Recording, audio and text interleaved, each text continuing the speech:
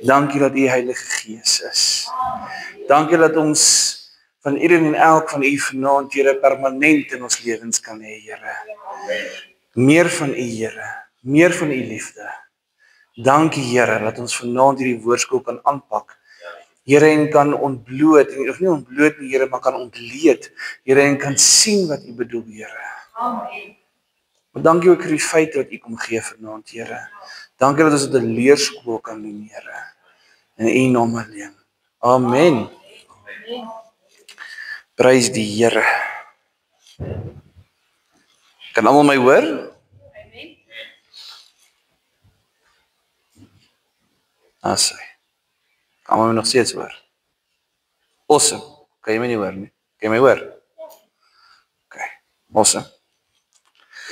Awesome. Prys die Here. Ek like daai woord, awesome. Die Here is awesome. Hy is regtig goed. Hy is ons redder. As jy 'n woord het, as jy 'n woord het, as jy 'n Bybel het, natuurlik het jy die woord van God, maar as jy 'n Bybel het, blaai saam vanaand saam met my na Openbaring 2. Ons gaan die laaste stuk vir Openbaring 2 eers doen en dan gaan ons oor na Openbaring 3. Die laaste kerk en die volgende, in Engels wat hulle sê event of gebeurtenis, los ek vir volgende week, want dit is 'n lering waar baie gelowiges vashak. Okay? Ek kom tot daai punt, ek was geen om wat verder gebeur nie. Okay. So ek lees hom vir 'n Sondag alleen, en daarna is dit belangrik om te leer wat gaan na die tyd gebeur. Die woord is duidelik en hy is presies. Maar onthou, die Here se tydlyn is nie ons tydlyn nie. Okay. So die Here se woord is presies. Daar's geen twyfel in die woord nie, maar sy tydlyn is baie anderste as ons. Maak nie saak wat se kalender jy gebruik nie, daar's omtrent 35 tot 45 kalenders van die Joodse kultuur en nog geen kalender kon hom op presies bepaal nie. So dit sê vir jou een ding vanaand. Die Here is nie vas verbind aan tyd nie, maar kom ons lees die laaste brief van Openbaring 2. Die boodskap aan Thyatira. Skryf aan die leraar van die gemeente in Thyatira. So sê die Seun van God, wie se oë soos vuurvlam en wie se voete soos geel koper is.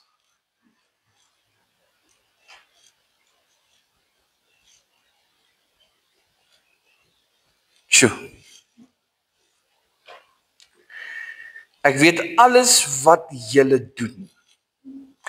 Ek ken julle liefde, julle geloof, diensvaardigheid en volharding. En ek weet dat julle nou ook meer doen as tevore. Ek wil hier met daai prentjie kry. So sê die Here, wie se oë soos vuurvlam is. Okay, dink ek as 'n oomblik aan oë wat vuurvlam is. Wie se voete soos geel koper is. Menende, die Seun van God staan met waarheid in hom. En hy kyk reg deur jou. Waarvoor is die vuurvlam dan? Waarvoor is die oë met die vuurvlam? Menende dis oë wat deur jou kyk. Die dag wat jy gejudge word, wanneer ons voor die troon staan, waarmee gaan dit getoets word? Vuur. Die Seun van God staan voor die gemeente en hy kyk reg deur hulle. En dan sê die Here, hy sê, ek weet alles wat julle doen. Ek ken julle liefde, geloof, diensvaardigheid en volharding. En ek weet, daai en moet vir jou ook klaar hoop gee. En ek weet, dat julle ook nou meer doen as tevore. So die Here kom sê eintlik vanaand vir jou kinders, My kinders, ek sien reg deur jou en ek weet wat jy doen. Is meer as wat jy gedoen het. Amen. Maar ek het dit teen julle dat julle die vrou Isabel laat begaan. Sy doen haar as profetes voor en leer en verlei my dienaars om onsedelikheid te bedrywe en afgods offervleis te eet.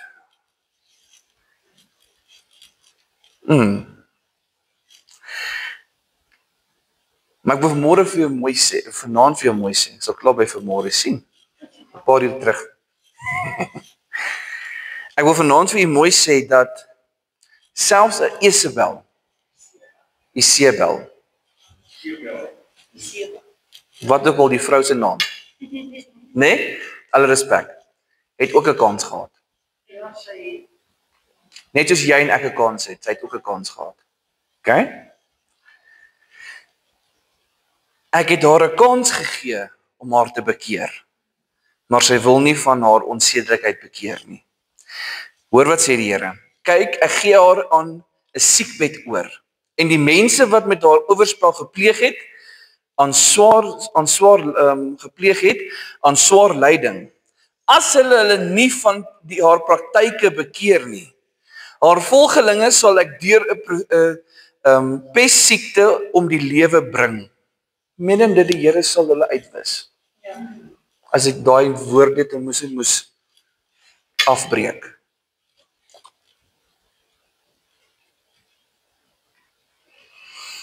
Dan sal al die gemeentes weet dat dit ek is, die een wat die gedagtes en begeertes van die mens deurgrond. En ek sal elkeen van julle straf volgens julle doen en late. Maar vir julle ander in Thyatira, wat nie hierdie leer aanhang en nie die diep geheimnisse van die Satan, soos hulle dit noem, leer ken het nie, sê ek, let op julle geen ander verpligting nie, hou net vas wat julle het totdat ek kom. Aan elkeen wat die oorwinning behaal en tot die einde toe volhou om te doen wat ek wil hê, ek sal mag en gesag oor die nasies gee. Sal ek mag en gesag oor die nasies gee. Hy sal hulle met 'n ysterscepter regeer, hulle soos kleipotte stukkend slaan. Dieselfde mag en gesag het ek ook van my Vader gekry, en daarby sal ek vir elkeen wat die oorwinning behaal, die môrester gee. Elkeen wat kan hoor moet luister na wat die Gees vir die gemeente sê.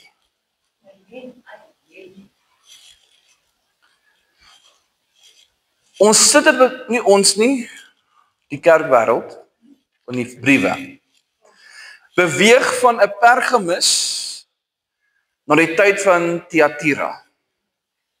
Nou soos ons later gaan leer in Openbaring, speel hierdie brief, wat ons nou net gelees het, een van die grootste rolle in die eindtyd. Selfs nou. Want die gees van Isabel is tans werkend. Okay? En hoe meer mense aan die gees gelykvormig word, sê die Here, sal hy 'n pestsiekte stuur. Nou jou pestsiekte en my pestsiekte kan heeltemal verskil. Maar ek wil vanaand vir julle sê dat dit maak sin. Hoeveel van die siekes lees ons om ons wat siek is? Hoeveel van lees ons van mense wat nie gesond word nie? Okay? So die wat oorspel, die wat gelykstaande aan haar is. Dis oorspel. Wat doen wat sy doen. Wat pleeg wat sy pleeg. Okay, en dit is presies wat Isabel kom. Isabel se hoofdoel, kom ek gaan nou vir julle sê, Isabel se hoofdoel is om die kerk as sulks te vermorsel. Okay? En jy lees dit ook vroeër in die Bybel, kan jy dit ook gaan naslaan. Ek het nou net nie die nota gemaak nie, maar as jy regtig wil weet waar, as ek meer as bereid om vir u te sê, gaan lees daar en daar en daar. OK. Maar haar hoofdoel is om die kerk te vermorsel. Haar ultimate doel saam met dit is om soveel mense as wat sy kan vat, saam te vat. OK, dit behoort nie, kan ek in alle respek sê, nuwe nuus te wees nie. OK. Interessantheid. Die stad van Thyatira was bekend vir handel en tekstiele en purperverf. OK, dit is waarvoor hy bekend was. Was vir handel, so hulle het handel gedryf. Ons het nou net daaroor gepraat, 'n tydperk waarin ons glo ons binne wat ons ingaan. Nie nou nie. OK? Maar is handel dryf. Jy gaan iets nodig hê om handel te kan dryf. OK. Goed. Waarvoor het die Here hulle lof gegee? Jesus prys die gemeente vir hul liefde, diens, geloof en volharding. As ons julle daai wou neergeskryf het, Jesus prys die gemeente vir hul liefde, diens, geloof en volharding. Dit is net gou 'n kort samevatting van die skrif. Goed, wat is die teregwysing van hierdie kerk? Waarmee die Here eintlik die probleem is dat die kerk, hoor mooi, dis nie die individuele persoon nie. Dis omdat die kerk Jezebel verdra en die valse profetes toelaat om onsedelikheid en afgoderry in te bring in die kerk. Dis waarmee die Here, hoekom die Here met 'n oog van vuurvlamme na die gemeente staan en kyk. En met voete van geelkoper. Want is omdat die kerk dit toelaat. As ons nou vanmôre se woorde moet gaan, dis omdat die bruid dit toegelaat het. OK. Wat is die oproep vanaand wat die Here wil gee aan die kerk? Is om terug te keer na die waarheid van die woord en vertroue in hom te hê. En die belofte is om oorwinning vas te hou. OK. Goed. Wat is die tydsgleef?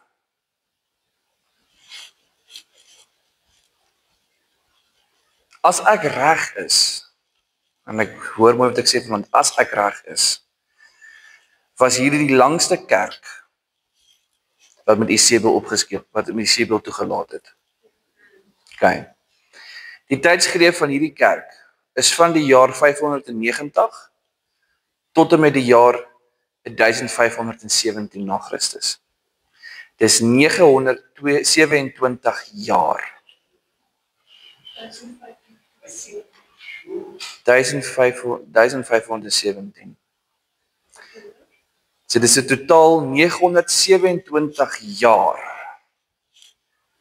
wat hierdie kerk Jezebel toegelaat het in die gemeente. Na Christus. Ek het nou vir interessant onthaal wat ek gaan uitwerk. As jy die laaste kerk vat tot en met nou, is dit maar 128 jaar na die laaste kerk wat ons tans nou in is. Die eindtyd. Na die kerk van Laodicea. Dit is net 'n klip in die bos. OK. So vir 927 jaar pleeg hierdie kerk wat die woord sê oorspel met Jezebel. En sy bereik baie van haar doele wat sy haar kop bysit van mense laat dit toe. In die tyd van die kerk van die Thyatira het dit die lering van Jezebel baie gelei tot die val van konings en moontlike profete. Tot vandag toe het sy uitwerking geestelik op veral leraars se bedieninge, se gesondheid wat baie keer lei tot hulle val. OK. As 'n pastoor iewes skielik, en ek sê dit met baie respek vanaand, dat ek is op die lig ook, as 'n pastoor iewes skielik net uit die bediening uit bedank, as gevolg van dit is te veel, dan kan jy maar weet, dis Isebel se wandewerk, geestelik. Maar in die brief kom die Here en hy waarsku hulle dat valse lerings en onsedelikhede vir hom nie reg is nie. Okay. En bemoedig die mense sy kinders om weg te draai en op hom te fokus. Hy bedank hulle vir hul liefde, hul diens en geloof, volharding in hom, maar hy waarsku hulle dat dit waarin en waaraan hulle vashou, hulle tot 'n groot val gaan bring. Okay. Nou, wat is die simboliese betekenis? Oë soos vuur vlamme, Jesus sien alles deur, hy ondersoek harte en gedagtes. Dis basies hoekom hy dit gesê het, hoekom Johannes dit so opgeskryf het. Hy kyk reg deur jou. Okay. Goed, ek het nog die hele tyd dit net genoem sonder om die verduideliking te gee, nee. Die voete soos blink koper. Hier is die antwoord. Sy oordeel is rein, sterk en standvastig. So as jy in alle respek vanaand hierdie brief moes lees, het die Here eintlik die kerk om oordeel. Maar met liefde. Hy het hulle kom oordeel met waarheid. Hy het hulle kom oordeel met liefde. Vir 927 jaar het die Here besluit, dit is nou tyd om hulle te oordeel. Die oordeel kom hom toe. Nie ons nie. Goed. Jesebel is 'n simbool van valse leer en morele vervalling van die kerk. Hoe ek sê nie van die kerk nie, in die kerk. Okay. As jy hoor die woord praat van kinders van Jesebel, mense wat haar lering volg en saam met haar korrup raak. Oorspel. Wat ek wil sê, sal ek nie sê nie, want ek is op die lig. Maar daar is baie kinders. Daar's baie afstammelinge van haar. Goed. Interessantheid sal ons gelees het die woord, hierdie brief praat van die diep dinge van Satan, dit waarin Satan sy werk wil deurkom. Dis die verborgenhede en of leringe wat godsdienstig klink, maar van die bose afkom. Klink dit nie bekend oor wat gaan kom nie? It's going to sound godly, but it's going to be very evil. Okay. Dan sê die woord, dieselfde mag en gesag het ek ook van my Vader gekry. Daarby sal ek vir elkeen wat die oorwinning behaal, die môrester gee. Na hy hulle geoordeel het. Na hy vir hulle gesê het, jy is verkeerd. Na hy vir hulle deurgekyk het met oogvlamme, 4 vlamme en kopervoete, voete wat soos blink koper is, nadat sy oordeel rein, sterk en standvastig is, gegrond is in die woord, na 927 jaar wat hierdie kerk oorspel pleeg met Isebel, na hy haar verdoem het, sê hy vir hulle, as jy vashou aan my, sal ek vir die môrester gee. Wat hy eintlik kom doen het, met alle respek, is om die mense wat oorspel gepleeg het, wat vir die eerste keer hoor wat hulle gedoen het, is verkeerd in die kerk. Of vir die tweede keer hoor hulle is verkeerd. Sê vir hulle, kyk goed, ek sal vir die môrester gee. Wat dit beteken is, Christus beloof sy mense, sy oorwinnaars, dat hy sal homself aan hulle gee. Die môrester is Christus self, belofte van ewige heerlikheid vir die oorwinnaars. Nou waarvoor staan Thyatira, in die kerk name bekend? Hy verteenwoordig die middeleeuse kerk.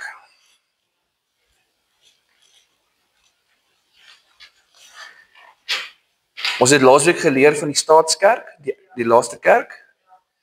Thyatira is die tyd van groot kompromie tussen kerk en wêreld. So die staatskerk het ingetree. Hierdie kerk moet besluit, gaan hulle compromise vir die wêreld of gaan hulle compromise vir die Here? Dis hoekom Jesebel vir 927 jaar kon deel wees van daai kerk. Voordat sy Dis 'n tyd van groot kompromie tussen kerk en wêreld.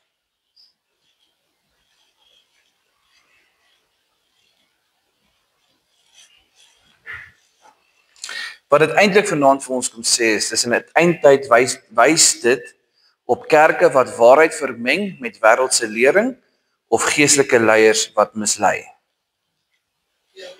En dis 'n realiteit vandag. Die wêreldse manier word omswaai in 'n kerklike waarheid. Dis hoekom die staatskerk sy plek kon inneem. Want die vyand, die Satan, moes eers die wêreld inforceer en toe kom die lering daarby. Okay.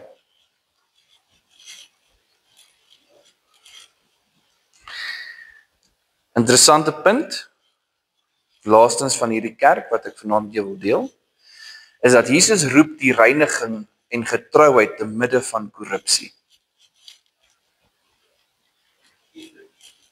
Jesus roep die reiniging en getrouheid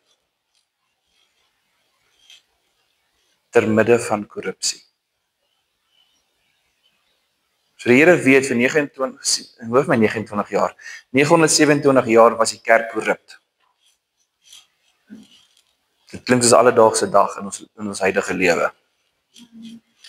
Was die kerk korrupt. En die Here kom my oordeel, die kerk, daardie kerk, en hy keer terug en hy sê, maar luister, as jy tot oorwinning kom, sal ek myself vir jou gee. So hy roep die reiniging en getrouheid van sy dienaars, ter midde van die korrupsie wat aangaan. En dit gebeur tot vandag toe. Dit gebeur tot vandag toe. Ja oom, vandag is nog erger. So dit was die kerk van Thyatira. En soos ek sê, in my mening is dit die kerk wat die swaarste gekry het. Was die kerk van Thyatira. Okay. Kom ons gaan oor na Openbaring 3 vers 1 tot 6. Die kerk van Sardes. Nou, die kerk van Sardes is 'n hervormingskerk, maar hy word ook bekend gemaak as die doodgeloofkerk. Dis 'n hervormingskerk, maar hy word ook bekend gemaak as die doodgeloofkerk. Doodgeloofkerk. Ja, geen geloof. Dis waar mense sê ek het geloof, maar eintlik leef hulle Geen geloof. Dit beteken ook twee geloof. presies. Doodgeloofkerk.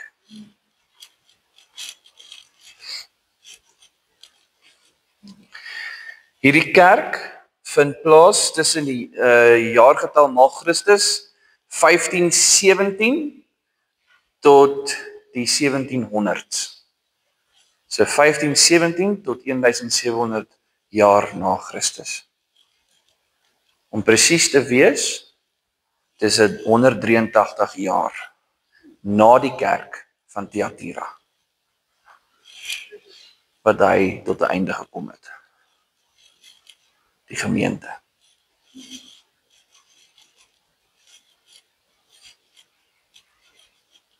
Goed, so hou daai in gedagte, die hervormingskerk en wat gelykstaande aan die dood geloof is, dan lees ons die brief van die kerk van Sardes. Die woord sê, Skryf aan die leraar van die gemeente in Sardes. So sê hy wat die 7 geeste van God en die 7 sterre het. Interessant hoe die Here terugverwys na die eerste brief toe, nê? Ek weet alles wat julle doen. Ek weet dat julle die naam het dat julle lewe en tog is julle dood. Dis nog erger as om te sê jy's lou. Want eintlik is dit beter, want as jy lou is, is jy niks. So hy kom sê vir die kerk, ek weet dat julle die naam het dat julle lewe, maar julle is tog dood. Die Here sê dan, word wakker en versterk wat nog by julle oorgebly het. Wat op die punt staan om dood te loop. Wat julle doen, vind ek nie goed genoeg voor die oë van my God nie.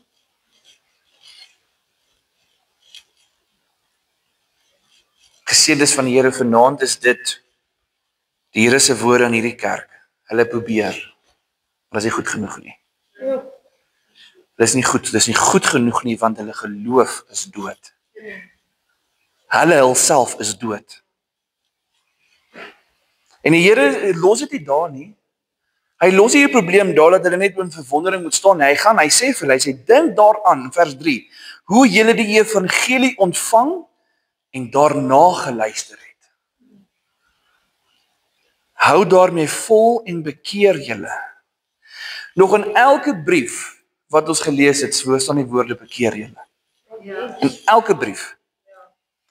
As julle nie wakker word nie, sal ek onverwags kom soos 'n dief.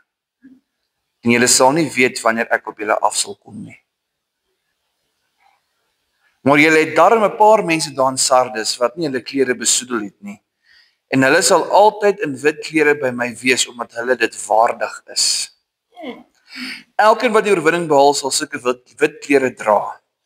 Ek sal nooit sy naam uit die boek van die lewe uithaal nie. Ek sal voor my Vader en voor sy engele verklaar dat hy aan my behoort. So elkeen wat kan hoor, moet luister na wat die Gees vir die gemeentes sê.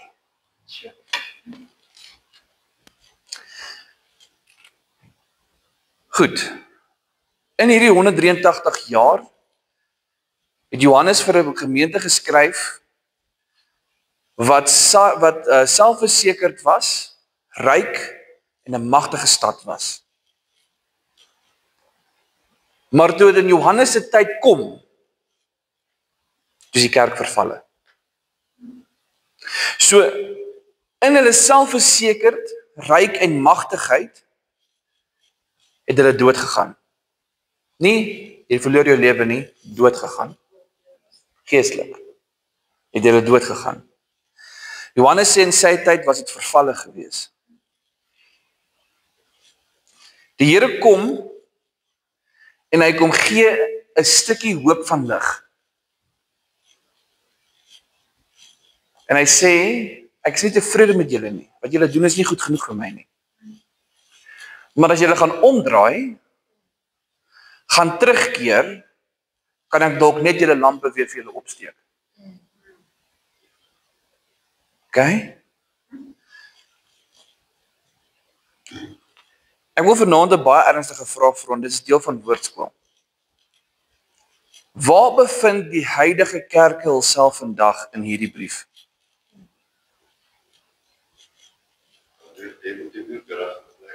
Presies. Geestelike doodheid is in alle kerke vandag. En ek sê dit vandag, ek weet ek is op die lig, maar dit is so. Geestelike doodheid is in alle kerke vandag. En dis nie veroorsaak deur die gees van Jezebel nie. Dis veroorsaak deur hulle eie besluite. Want die Here sê die kerk was 'n selfversekerde kerk. Eerste fout. Jy kan nie selfversekerd wees nie. Tweedens, dit was 'n stad wat 'n magtige stad was. Wat vir my sê as 'n normale leser van die woord en wat die Here kan gebruik om openbaring te gee. Wat vir my openbaring in daai stelling is dat dit was 'n kerk wat alles gehad wat hulle moes gehad om te kan weet wat reg en verkeerd is. Hulle het die mag gehad. En dan sê die woord, dit was 'n ryk kerk. Dit was 'n ryk kerk. Dit kan of ryk, soos wat ons dit vandag in vir ons terme wees, ryk wees in finansies, sal nooit weet nie, as jy dieper gaan navorsing doen, gaan jy dit dalk beleef. Of dit kan 'n kerk wees wat ryk was aan goddelike kennis. Ja, woord. Die woord. En nog steeds was dit 'n dooie kerk. Hy het geen geloof gehad nie. Die vlam was weg.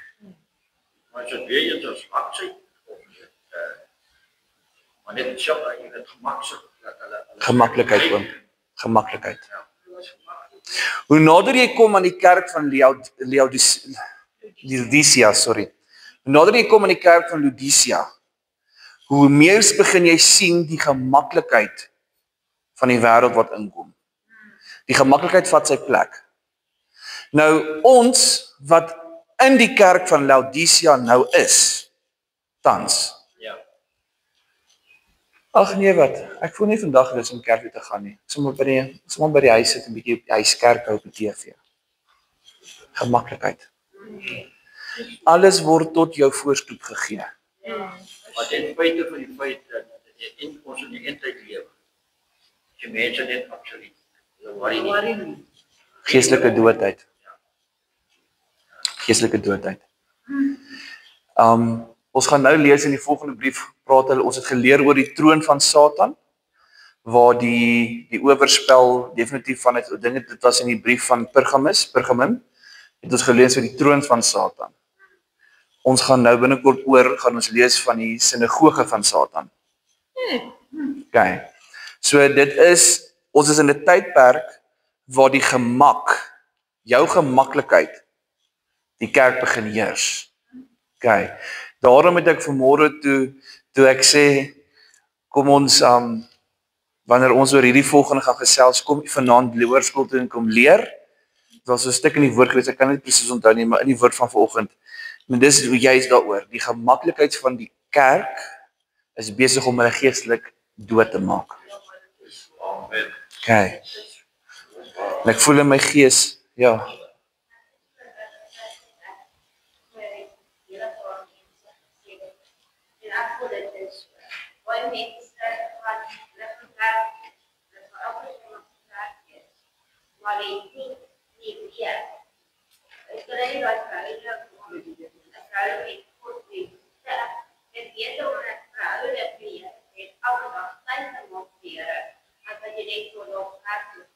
Dis waar.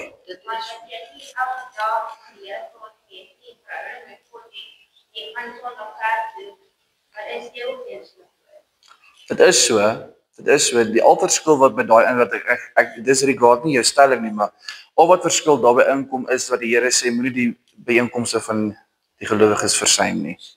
So dis waar wat jy sê, jy kan nie net op 'n Sondag in die kerk wees en 'n verhouding hê met die Here nie, jy moet elke dag met hom 'n verhouding hê. Maar tog val daai ook in, dan moenie die samesyn verontagsaam nie. Maar dis waar. Dis waar, jy moet elke dag 'n verhouding met die Here hê. Goed. So die teregwysing vanaand.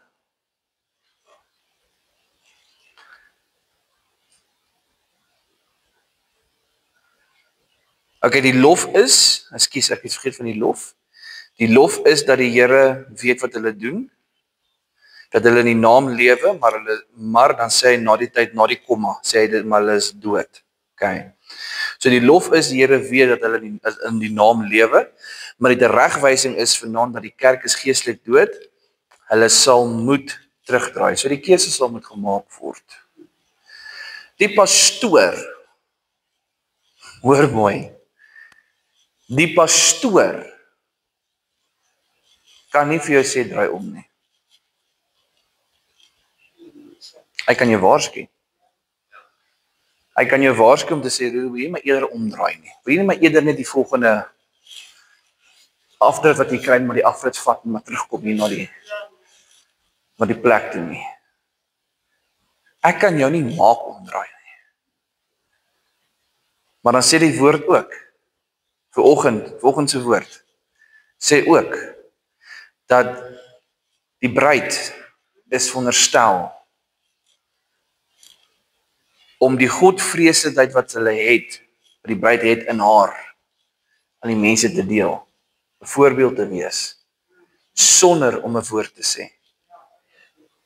So hoe gaan jy geestelik lewendig word? Leer om die Heilige Gees in jou te aanvaar. Dis die kerk van Sardes. Die kerk van Sardes, die dooie kerk. Weet julle wat is vir my nog interessant? Wat gebeur as 'n kerk dood is? Die kerk dood is, jy kom kerk, dan kom jy nog net kerk toe. So dan wil jy vir people preach. Of tradisie vas? Of jy kom kerk om 'n show op te sit, dis wat baie mense sê. As ek nou moet praat uit mense se monde uit. Maar wanneer jy 'n dooie kerk is jy 'n afvallende kerk. So hierdie kerk van Sardes, as jy onthou die woord praat van die groot afval, dis die gelykheid. As jy 'n dood geloof het, is jy klaar na afval. Want jy het afvallig geword. Dis vir jou moeiliker om terug te keer. Want jy het in jou gemaksone ingegaan. Dis hoekom die Here sê, bewaar jou hart in alle tye. Bewaar jou mond in alle tye wat jy sê. Jy sê die woord ook nie, en ons het nou daarvan gepraat by vriende. Dus die woord sê, vir elke ydelike woord wat jy uiter, sal jy rekenskap gee. So dis wat 'n kerk wat geestelik dood is. Jy's afvallig. En die Here waarsku ons, hy sê daar kom 'n afvaltyd. So kan julle sien hoe die kerk van Pergamus, die kerk van Thyatira en die kerk van Sardes in lyn vorm in die tyd waarin ons nou is. Okay? Die troon van Satan is die valsheid. Okay? Toe kom die kerk van Thyatira waar Jezebel geheers het. Okay? Jezebel in die troon van Satan, selfe ding. Selfe gelykheid. Selfe krag, selfe mag. Okay, ek sê nie die vyand dit mag nie, maar hy was op 'n tyd 'n engel van die Here gewees. Okay, hy was tweede in bevel. So die troon van Satan is die oorsprong. En wat moet gebeur vir 'n kerk om afvallig te word? Die troon van Satan moet gestig word. So when there's a show going, there's trots, and there's no Holy Spirit, wie aanbid jy dan eintlik?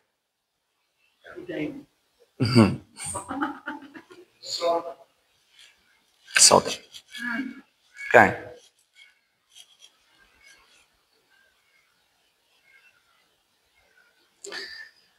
Wat is die oproep vir môre vir hierdie kerk? Word lewend deur die Heilige Gees en wees geestelik wakker. Die Here sê duidelik in die brief, wag op hom, né? Die belofte wat hy aan die kerk gee. Elkeen wat oorwin en in hom bly vertrou, sal wit klere dra en hul naam sal nooit uit die boek van die lewe verwyder word nie. So die Here waarsku die kerk van geestelike slapery. Kyk, geestelike lomerigheid, né? Wat die kerk nie kan bekostig nie. Die geestelike dood is besig om hulle onder te kry. Jesus verduidelik aan Johannes dat die gemeente sal moet wakker word in alle erns, want hulle olielampe is besig om sonder olie te gaan staan. En hulle brand, hulle vlam is besig om uit te brand. Hoekom is baie pastore, en ek sê dit met baie respek vanaand, hoekom is daar baie kerke met pastore wat sê, joh, hulle werk hulle self in 'n mik. Hulle voel hulle is net moeg.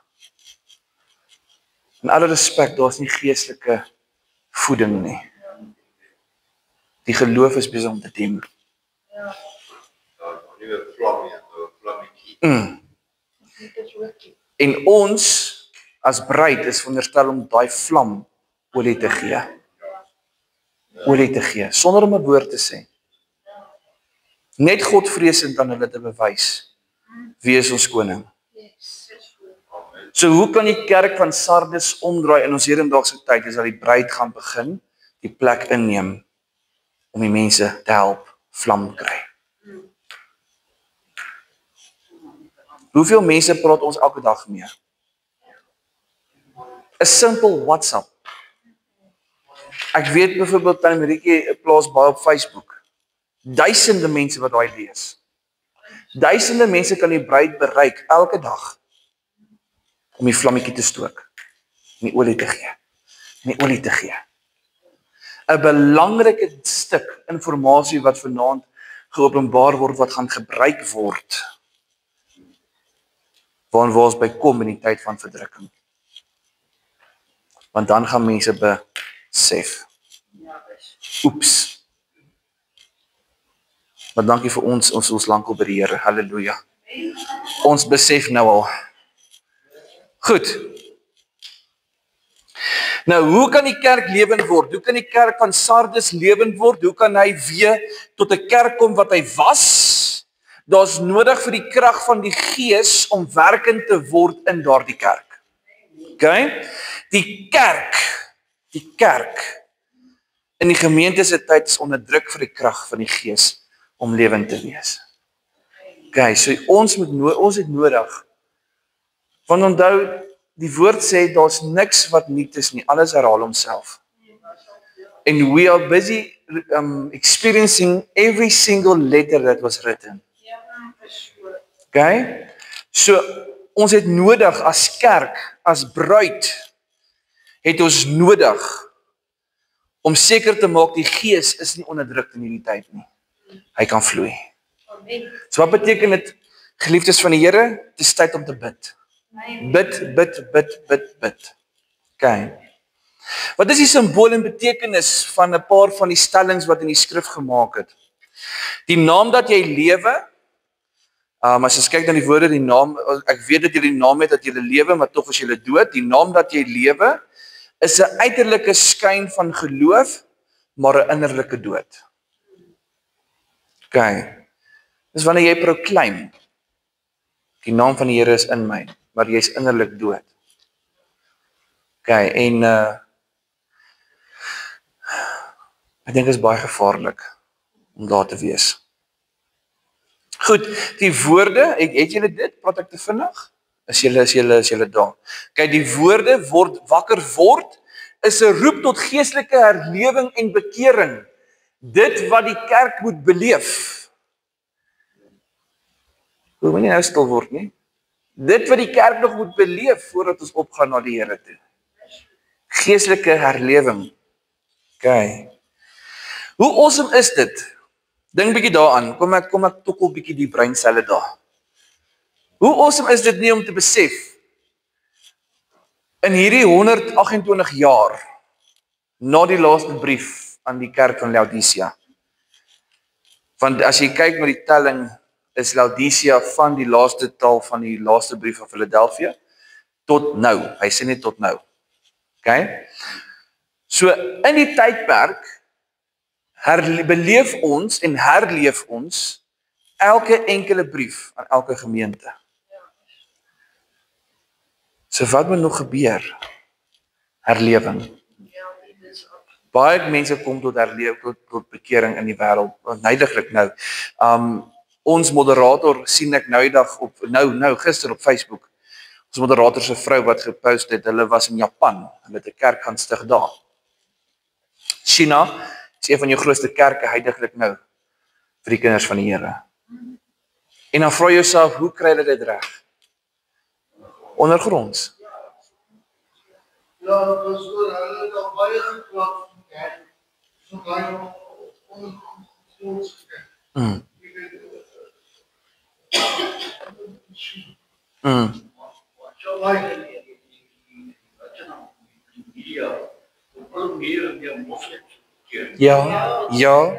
Ja. En dan as jy kyk na die Palestine, moslems. En hulle beklei nou om die staat to recognize Palestinian as a state. Okay? Maar die Here gaan wat gebeur as jy die Here aanneem? Die Here gee homself aan jou. Okay? En die Here gee homself aan die Palestine die hele tyd in die moslems. Amen. Okay. So wat die wêreld probeer doen, sal hulle nooit kan succeed nie. Okay, dan wit klere praat van reinheid, geregtigheid en oorwinning in Christus. Ek gaan dit weer sê want ek het baie vinnig gesê, ek is jammer. Reinheid, geregtigheid en oorwinning. Reinheid, geregtigheid, oorwinning in Christus. Asseblief, jy moet nie vergeet, jy moet sê in Christus. Want as jy gaan reinheid sonder Christus, dan is jy nie rein nie. As jy oorwinning gaan hê sonder Christus, dan het jy nie oorwinning in die geestelike kant nie. Okay.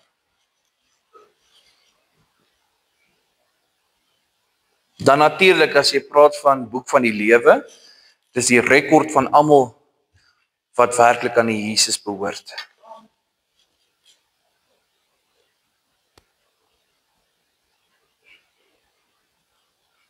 Okay. Baie belangrik, mental note. Okay. Wat het die Here beteken of bedoel? Toe hy sê, en ek sal voor my Vader en voor sy engele verklaar dat jy aan my behoort. Hy het bedoel, Jesus sal vir getroues intree by die oordeelsdag. Baie belangrik om dit te weet. Vir getroues intree by die oordeelsdag.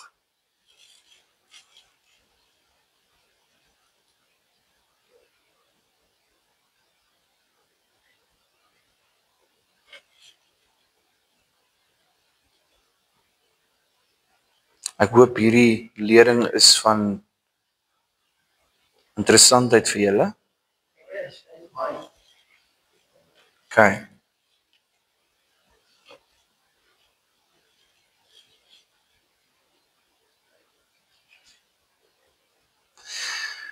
Goed. Wat is die rol van hierdie kerk in die eindtyd waarin ons nou onsself bevind?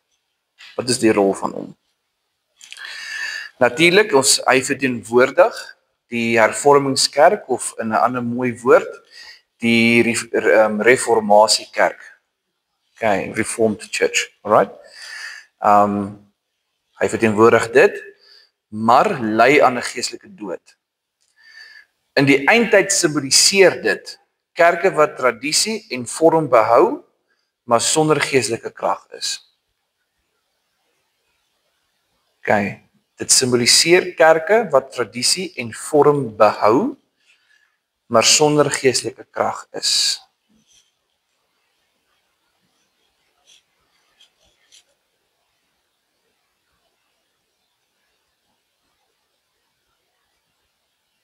Goed. Hoe roep die Here hierdie eindtyd kerk tot lewend? Is om lewend te word deur die Heilige Gees en geloof en jou geloof te herstel. Met ander woorde, jy het nodig om weer by die Here uit te kom. Heilige Gees is nodig om weer lewend te word.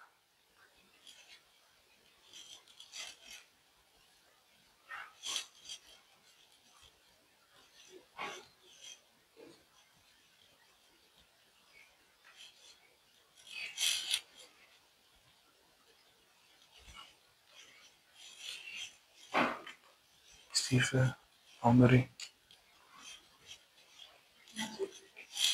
Okay. Goed, het u die kerk van Sardes? Okay.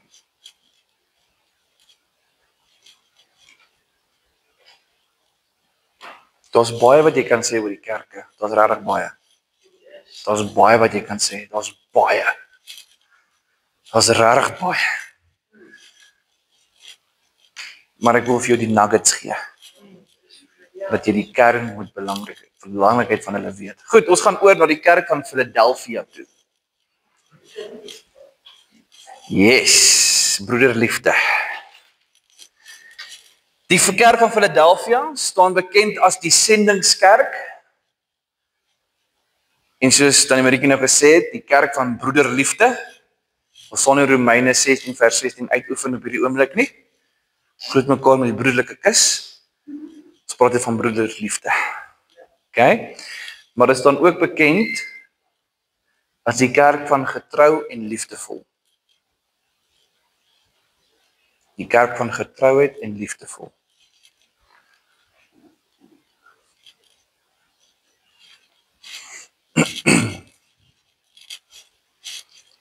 Goed, wat is die tydsberekening van die kerk?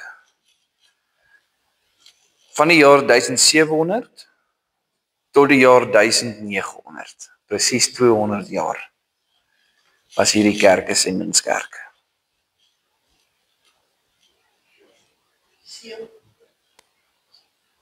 Nou, 1700 tot 1900.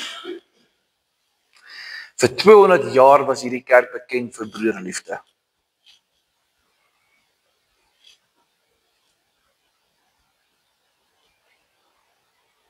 Okay.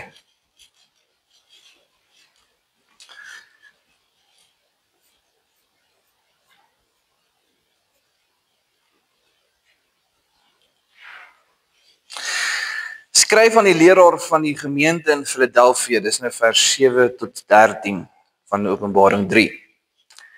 So sê die heilige, die ware God, hy wat die sleutel van Dawid het, wat die deur oopsluit en niemand sal dit weer toesluit nie. En dit toesluit en niemand sluit dit weer oop nie. Kom ons stop gou daar. Dawid was een van die Here se geliefkose konings. Hy het met Dawid baie gedoen. Reg gekry. Nie reg gekry nie, maar uitgevoer. Die sleutel van Dawid. Okay? As jy gaan kyk na die sleutel van Dawid, as jy gaan kyk na hoe die Here daar bewind is, okay? Kom ek gaan jou 'n ander prentjie skep. Wat het die koning Jesus gedoen toe hy afgegaan het?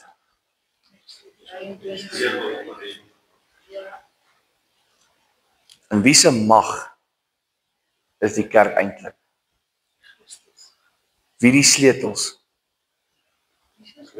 Christus. Ja, stil so wat. Okay.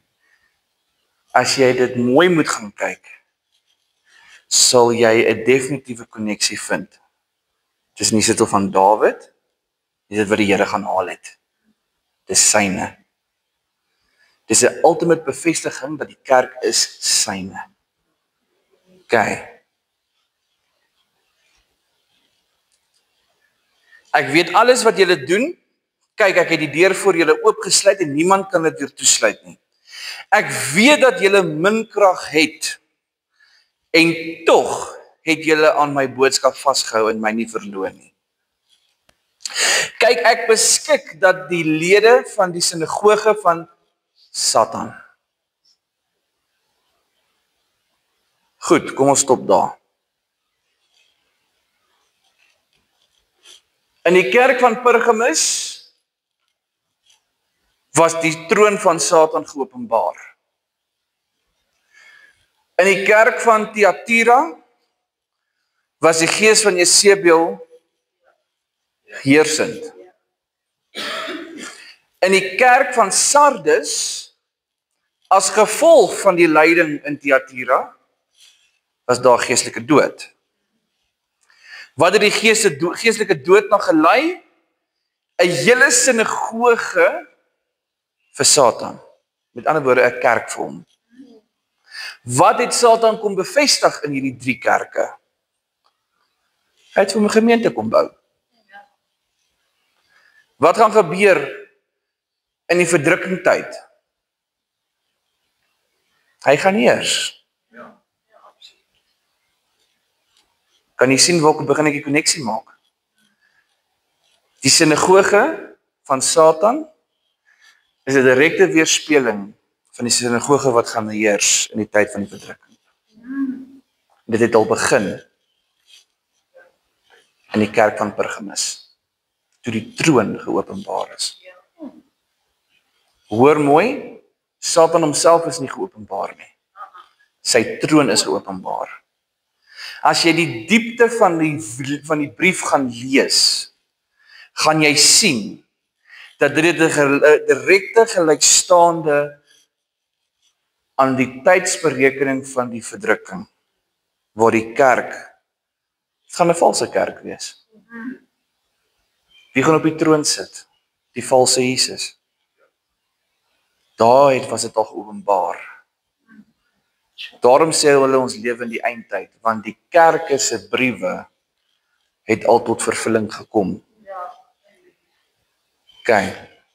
Die sinagoge, met alle respek, moet nog net gebou word. Maar daar is al sataniese kerke wat bekend gestel is aan die publiek en mense is al dan, het al aangesluit by die soort kerke. Okay. Maar eintlik kan ek die woord kerk nie koppel aan dit nie. So die sinagoge, hulle eie geboue. Okay.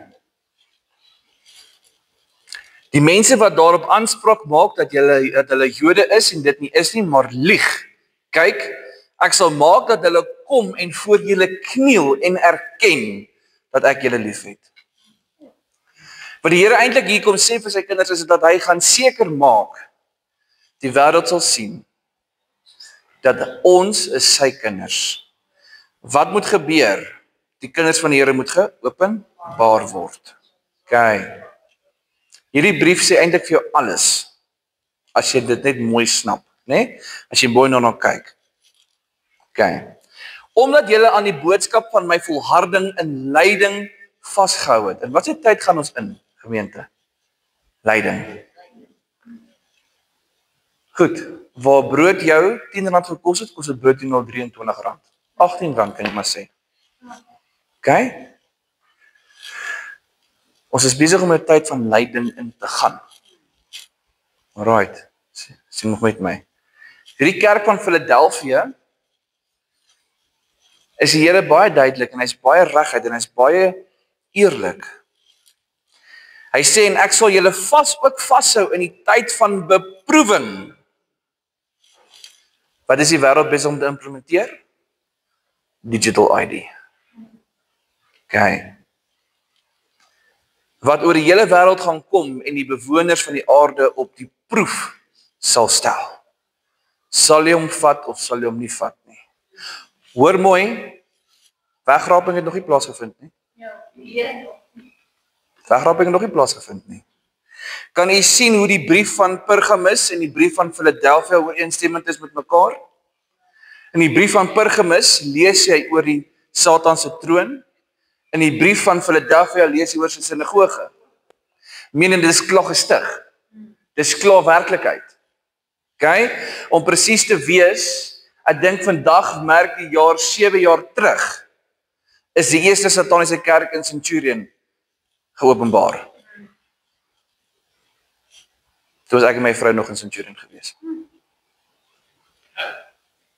Toe word die sataniese kerk bekend gestel. Okay. So 7 jaar, die Here se tyd is perfek. Okay. Ek praat onder korreksie, maar ek is vas oortuig dit is 7 jaar terug. Wat is 7 jaar terug se datum? 2018, is ek reg? Dis reg, ja. 2018. Okay.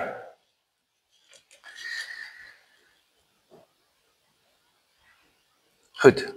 Dan sê die Here in vers 11, ek kom gou. Hou vas wat julle het, sodat niemand julle kroon wegvat nie. Elkeen wat oorwinning behaal, hier kom bevestig die Here weer. Jy kan nie anders as om hom toe terug te draai nie, jy moet oorwinning behaal. Elkeen wat oorwinning behaal, sal ek 'n pilaar in die tempel van my God maak. En hy sal vir altyd daar bly.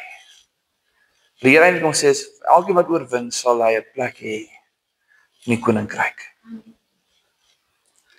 Ek sal op hom die naam van my God skrywe, en die naam van die stad van my God, die nuwe Jerusalem, wat van my God af uit die hemel sal afkom, en ek sal ook my eie nuwe naam op hom skrywe.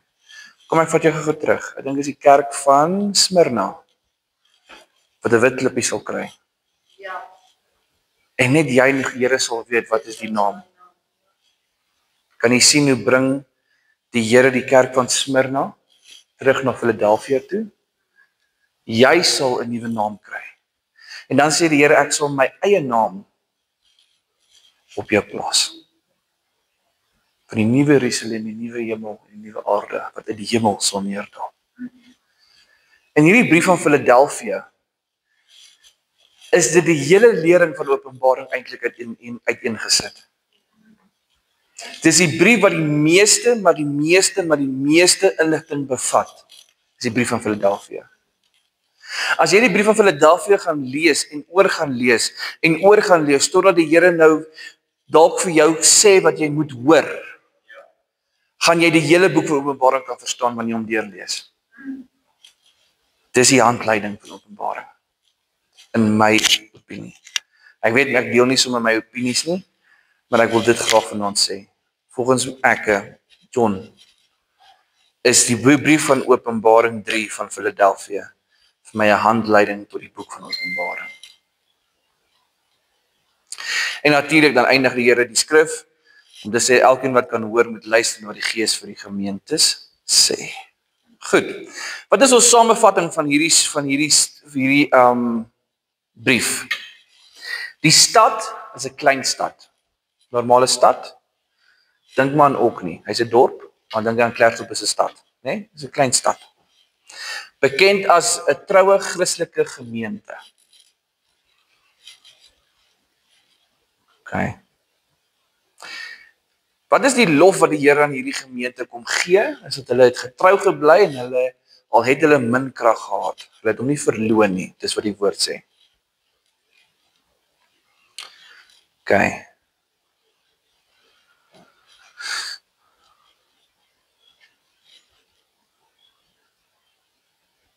Wat is die teregwysing vanaand van hierdie stad?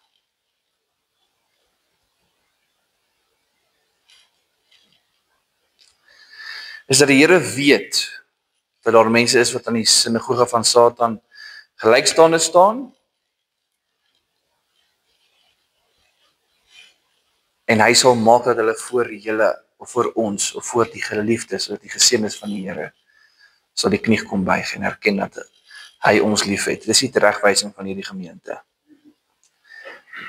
So menende Here gaan jou bring tot hoe jy hom dalk tot bekering gekom het op jou knieë. Hy sal jou bring tot 'n val eers. As jy gelykstaande is aan die sinagoge van Satan. Okay. Wat is die oproep vanaand? Die oproep is, hulle het min krag, maar hulle het getrou gebly, so hulle was getuies vir die gemeente. Is dit nie wat ons moet doen? Getuies wees vir die kerk. Spreading the word, spreading the gospel. Deel getuienisse. Wees 'n getuienis sonder om 'n woord te sê.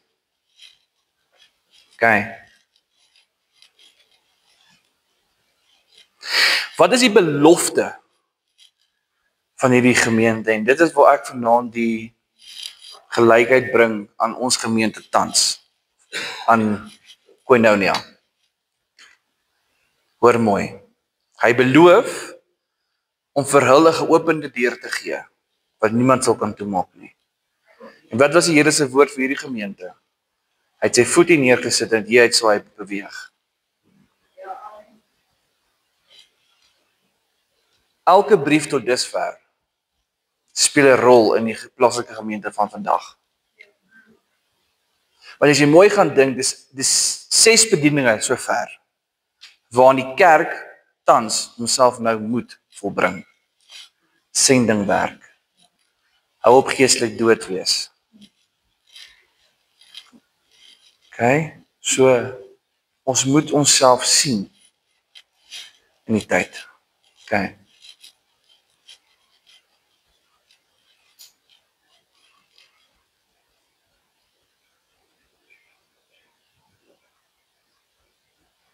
Juffrou Oom?